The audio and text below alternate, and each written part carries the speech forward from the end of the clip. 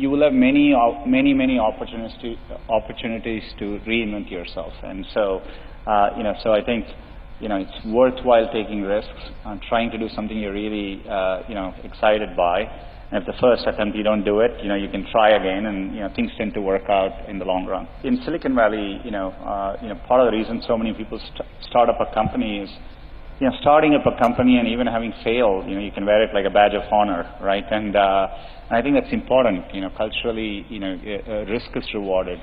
I remember when I started working at Google, if I went and people were discussing ideas, the other people who heard the ideas try to build on those ideas. They encourage you. So it's a culture of optimism. It's a culture of risk taking, and I think that's really important. I would actually encourage all of you.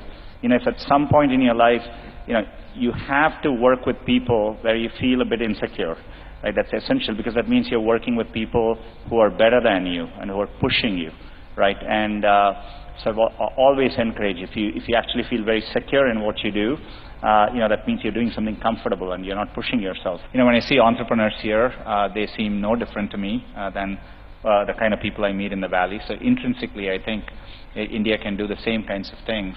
And as the internet becomes more mainstream, people feel more confident.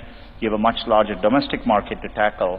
That'll give you the confidence to tackle not just the local market, but global problems as well. I think at Google always, we used to think about solving problems. Always what we would look for is, will it one day apply to 1 billion people, right? And so if we did something, will it work for 1 billion people? And we wanted to work on problems which people used in their everyday life. And so we always ask those questions.